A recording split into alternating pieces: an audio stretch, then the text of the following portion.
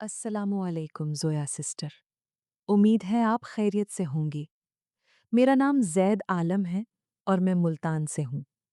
Zoya sister, मैं आपकी हर कहानी सुनता हूँ और आपकी आवाज़ का बहुत बड़ा फ़ैन हूँ। आज मैंने सोचा कि अपनी ज़िंदगी की उस रात के बारे में आपको बताऊँ, जिसने मेरी ज़िंदगी का रुख हमेशा के लिए बदल दिया। उस रात के बाद से मैंने कभी अकेले गाड़ी नहीं चलाई। दिसंबर 2019 की बात है। ठंड अपने ज़ोरों पर थी। मुल्तान की सर्द रातों में अक्सर एक अजीब सी खामोशी उतर आती है, लेकिन उस दिन वो खामोशी और भी गहरी लग रही थी। मैं अपने ऑफिस में बैठा कुछ कागजात देख रहा था कि अचानक मोबाइल की घंटी बजी। स्क्रीन पर पत्नी का नाम था, सायरा। उसकी आवाज़ सुनते ही मेरे रोंगटे खड़े हो गए। जैद, अब्बू की तबीयत बहुत खराब है। डॉक्टरों ने हाथ खड़े कर दिए हैं। कृपया, कृपया हमें अभी कराची पहुंचना होगा। उसकी आवाज़ में वो दर्द था जो सिर्फ उस वक्त सुनाई देता है जब इंसान अपना सब कुछ खोने के कगार पर होता है। मैंने घड़ी देखी। रात के 9 बज रहे थे। मुल्तान से कराची का सफ़र, वो भी सर्दियों की घनी धुंध में, पागलपन था। लेकिन सायरा के रोने की आवाज़ ने मुझे कोई विकल्प नहीं दिया। मैंने कहा, तैयार हो जाओ, मैं अभी आ रहा हूँ। ज़ोया सिस्टर, क्या आपने कभी महसूस किया है कि जब आप कोई फैसला लेते हैं तो कभी-कभी आपकी रूह आपको रोकने की कोशिश करती है? मुझे उस वक्त ऐसा ही महसूस हुआ था। घर पहुंचा तो सायरा का बैग पैक था। उसकी आंखें सूजी हुई थीं। बच्चे, 5 साल का आयान और 3 साल की माहा अभी कुछ समझ नहीं पा रहे थे, मगर उनके चेहरों पर भी एक अजीब सी घबराहट थी, जैसे बच्चे भी माहौल के दबाव को महसूस कर रहे हों। मैंने सुझाव दिया कि सुबह निकलेंगे, लेकिन सायरा ने ऐसा चेहरा बनाया कि मैं चुप हो गया। उसने कहा, जैद, अगर आज नहीं पहुंचे तो शायद शायद अब्बू को जिंदा नहीं देख पाऊंगी। कभी-कभी देर हो जाएगी का डर इंसान से सबसे बड़ी गलतियां करवा देता है। हमने रात के 10:30 बजे गाड़ी निकाली। मैंने कहा, चलो मोटरवे से चलते हैं। लेकिन जब हम मोटरवे के पास पहुंचे तो वो बंद थी। धुंध इतनी गहरी थी कि सरकार ने रात का सफर बंद कर दिया था। फिर हमने पुरानी जीटी रोड पकड़ी। वो सड़क जो कभी मेरी जान पहचान थी, अब एक अजनबी रास्ते की तरह लग रही थी। वो धुंध आम धुंध नहीं थी, ये गाढ़ी थी, लगभग ठोस, जैसे कोई सफ़ेद चादर सड़क पर बिछी हो और उसमें से रास्ता निकालना मुश्किल हो। हेडलाइट्स ऑन थीं, मगर रोशनी बस कुछ फुट आगे जाकर गायब हो जाती, जैसे रोशनी को निगलने वाला कोई अफरीत वहां मौजूद हो। मैंने रफ्तार 40 किलोमीटर प्रति घंटा से ज्यादा नहीं बढ़ने दी। सायरा खामोश थे। बच्चे पिछली सीट पर सो रहे थे। गाड़ी में सिर्फ इंजन की आवाज थी और कभी कभार ब्रेक लगने की सीटी। मैंने आईने में देखा। पीछे कुछ नहीं था, बिल्कुल कुछ नहीं, सिर्फ वही सफेद दीवार सी धुंध। और फिर अचानक मुझे महसूस हुआ कि इस धुंध में हम बिल्कुल अकेले नहीं हैं। लेकिन कैसे? इतनी गहरी धुंध में और कोई गाड़ी नहीं थी, कोई मुसाफिर नहीं था। फिर ये एहसास क्यों था कि कोई हमें देख रहा है? 4 घंटे बाद हम खानेवाल के पास पहुंचे। मैंने सोचा चाय पी ली जाए ताकि नींद ना आए। मैंने गाड़ी एक छोटे से ढाबे के पास रोकी। वहां कुछ लोग बैठे थे, मगर उनकी खामोशी अजीब थी। कोई हंस नहीं रहा था, कोई बातें नहीं कर रहा था। सब बस एक दूसरे को देख रहे थे। मैंने चाय मंगवाई। एक बूढ़े आदमी ने मुझे घूरा, फिर बोला, बेटा, इस वक्त खानदान के साथ कहाँ जा रहे हो? आगे पुलिस का ऑपरेशन हुआ है, डाकुओं का एनकाउंटर, अभी अभी। उसके लहजे में खतरे की घंटी थी। मैंने झट से चाय पी और गाड़ी की तरफ भागा। सायरा ने पूछा, क्या हुआ? मैंने कहा, कुछ नहीं, लेकिन मेरा दिल कह रहा था कि झूठ मत बोलो। हमने आगे बढ़ना शुरू किया। बमुश्किल 10 किलोमीटर गए होंगे कि सड़क पर कुछ चमकता दिखाई दिया। मैंने रफ्तार कम की। हेडलाइट्स की रोशनी में जमीन पर खून फैला हुआ था। अभी अभी किसी ने उसे बहाया था। वो इतना ताज़ा था कि हेडलाइट्स की रोशनी उसमें परावर्तित हो रही थी।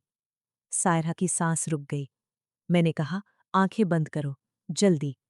लेकिन मैं खुद उस खून की तरफ देख रहा था। और फिर मैंने देखा कि वो खून हिल रहा था। मैंने अपने आप से कहा, ये पागलपन है, खून नहीं हिलता, लेकिन मेरी आंखों ने झूठ नहीं बोला था। वो खून की लकीरें, वो सड़क पर फैली हुई, वो सांप की तरह बल खा रही थी, जैसे कोई जख्मी वजूद वहां से गुजरा हो और अब भी वहीं मौजूद हो। मैंने दुरूद शरीफ पढ़ना शुरू किया। सायरा भी दुआओं में मशगूल हो गई। और फिर अचानक किसी ने ऊपर से बाल्टी उलट दी, पूरे जोर से।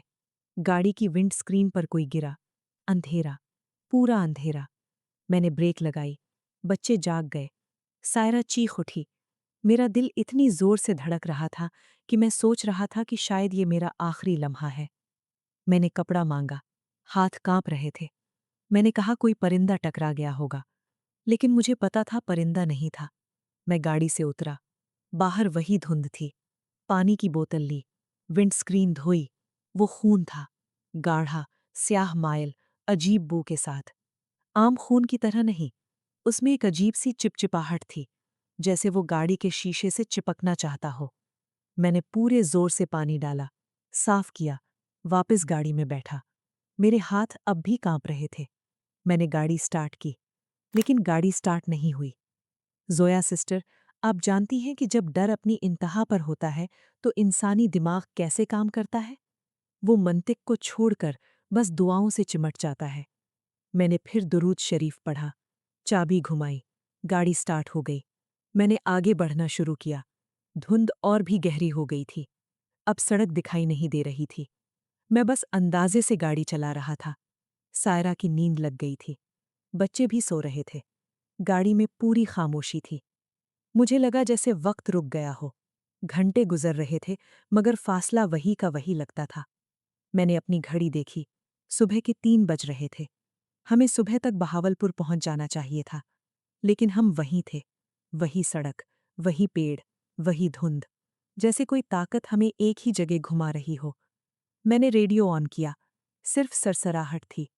फिर अचानक सरसराहट के बीच में एक आवाज आई, बहुत धीमी, बहुत दूर से। कोई पुकार रहा था। कोई नाम जो मैं नहीं पहचान सका। लेकिन सायरा ने नींद में कराहते हुए कहा, अब्बू, अब्बू मत जाओ। मेरे रोंगटे खड़े हो गए। मैंने रेडियो बंद कर दिया और उसी लम्हे मैंने बाईं तरफ के आईने में देखा। वो वहां था, धुंध में से निकलता हुआ एक साया, एक शख्स, सफेद शलवार कमीज में, लंबा कद, बिल्कुल सायरा के अब्बू जैसा। वो मेरी गाड़ी के साथ साथ दौड़ रहा था। मेरी रफ्तार 40 थी। वो उस रफ्तार से दौड़ रहा था, मगर उसकी सांस नहीं फूल रही थी। उसके चेहरे पर वही मेहरबान मुस्कान नहीं थी जो मैंने हमेशा देखी थी। उसकी मुस्कान तेजी थी, अजीब, जैसे कोई भयानक राज छुपा हो। मैंने सर हिलाया, आंखें मली, फिर देखा, वो अब भी वहां था, और अब वो करीब आ रहा था। उसने हाथ उठाया, जैसे गाड़ी रोकने का इशारा कर रहा हो। मैंने चीख कर कहा, सायरा, देख। लेकिन सायरा की आंखें बंद थीं। मैंने उसे जगाने की कोशिश की। वो नहीं जागी। मैंने पीछे देखा। बच्चे भी गहरी नींद में थे, बहुत गहरी, जैसे कोई और ताकत उन्हें सोए हुए रखे हुए हो। मैंने फिर आईने में देखा।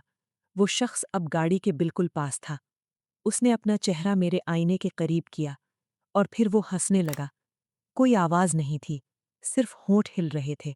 खामोश कह कहा। और उसकी आंखों में रोशनी नहीं थी, बिल्कुल नहीं, सिर्फ स्याही, खालीपन। मैंने सोचा ये पागलपन है। मैंने अपने आप से कहा, ज़ैद तुम थक गए हो, नींद की कमी है, धुंध ने तुम्हारे दिमाग को मुतासिर किया है। लेकिन मेरे दिल की गहराई में एक आवाज़ कह रही थी कि ये हकीकत है। तुमने जो देखा वो सच है, और वो तुम्हें कुछ बताना चाहता है, या तुम्हें ले जाना चाहता है। मैंने गाड़ी की रफ्तार बढ़ा दी। 50, 60, 70। धुंध में इतनी रफ्तार पागलपन थी, लेकिन मैं भागना चाहता था, उस शख्स से दूर। मैंने पीछे देखा। वो अब भी वहां था, दौड़ रहा था, और उसकी रफ्तार मेरी रफ्तार से ज्यादा थी। वो करीब आ रहा था, और फिर वो गायब हो गया। मैंने सांस रोक ली। कहाँ गया? मैंने चारों तरफ देखा, आईने चेक किए, कहीं नहीं था। सिर्फ धुंध, सिर्फ वो सफेद, गहरी, खामोश धुंध। और फिर अचानक, सामने, सड़क के बीचों बीच, वो खड़ा था। मैंने ब्रेक लगाई, जोर से। गाड़ी फिसलने लगी। मैं स्टीयरिंग संभाल नहीं सका। गाड़ी सड़क से उतर गई, एक पेड़ से जा लगी। अंधेरा। जब आंख खुली तो मेरे चेहरे पर खून था, सर में दर्द था। सायरा बेहोश थी, बच्चे रो रहे थे। मैंने बाहर देखा, धुंध अब भी थी, लेकिन वो शख्स गायब था। मैंने अपने आप को संभाला, सायरा को हिलाया। उसने आंख खोली, बहुत मुश्किल से। उसने पहला सवाल किया, अब्बू? अब्बू कैसे है? मैंने कहा, पता नहीं। तुम्हारा फ़ोन कहाँ है?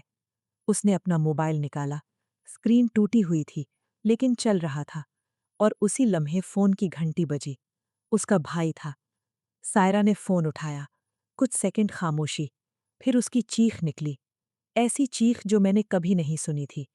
वो चीख जो सिर्फ उस वक्त आती है जब इंसान की दुनिया तबाह हो जाए। फ़ोन उसके हाथ से गिरा। मैंने उठाया। उसके भाई की आवाज़ आ रही थी, सायरा, सायरा, सुन रही हो? अब्बू अब्बू का आधे घंटे पहले इंतकाल हो गया। मेरे हाथ से फ़ोन गिर गया। आधे घंटे पहले, वही वक्त जब मैंने उस शख्स को अपनी गाड़ी के साथ दौड़ते देखा था। वही वक्त जब वो मेरे आईने में हंस रहा था। मैंने बाहर देखा। धुंध में से वो शख्स दोबारा नजर आया, लेकिन अब वो मुस्कुराने ही रहा था। वो बस खड़ा था, मुझे देख रहा था, और फिर वो धुंध में गुम हो गया। इस बार हमेशा के लिए। हम किसी तरह गाड़ी दोबारा स्टार्ट करके सुबह कराची पहुंचे। जनाजे का वक्त करीब था। जब मैंने सायरा के अब्बू की मैयत देखी, मेरे पांव तले से जमीन निकल गई। वही चेहरा, वही सफ़ेद शलवार कमीज, और होंठों पर वही टेढ़ी मुस्कुराहट। वही मुस्कुराहट जो मैंने धुंध में देखी थी। क्या वो मुस्कुराहट अलविदाई थी, या कोई इत्तला, या शायद शायद वो मुझे बताना चाहते थे कि मौत के बाद भी कोई ताल्लुक बाकी रह जाता है, कोई चीज़ जो हमें इस दुनिया से वाबस्ता रखती है। मैंने वो वाकया किसी को नहीं बताया। सायरा को तो हरगिज़ नहीं। वो अपने बाप के गम में थी। मैं कैसे कह सकता था कि उनकी रूह मुझे धुंध में मिली थी, कि वो मेरी गाड़ी के साथ दौड़ रहे थे। आज 3 साल गुजर गए। मैं अब भी रात को गाड़ी नहीं चलाता, खासकर धुंध में। और जब कभी मुझे मजबूरन जाना पड़ता है तो मैं आईने में देखने से डरता हूँ, क्योंकि मुझे मालूम है कि शायद एक दिन वो मुस्कुराहट फिर नजर आए, और शायद अगली बार वो सिर्फ मुस्कुराहट ना हो। जोया सिस्टर, मैंने ये कहानी आज तक किसी को तफसील से नहीं सुनाई। लोग कहेंगे ये वहम था, डर था, नींद की कमी थी, लेकिन मैं जानता हूँ जो मैंने देखा वो हकीकत थी, और वो हकीकत आज भी मेरे ख्वाबों में आती है। दोस्तों, ये कहानी सिर्फ एक तजुर्बा नहीं है। ये इस बात की निशानी है कि इस दुनिया में बहुत कुछ है जो हमारी समझ से बाहर है। अगर आपको लगे कि मेरी स्टोरी आपके चैनल पर शेयर करने के काबिल है, तो ज़रूर शेयर कीजिएगा। अल्लाह हाफ़िज़।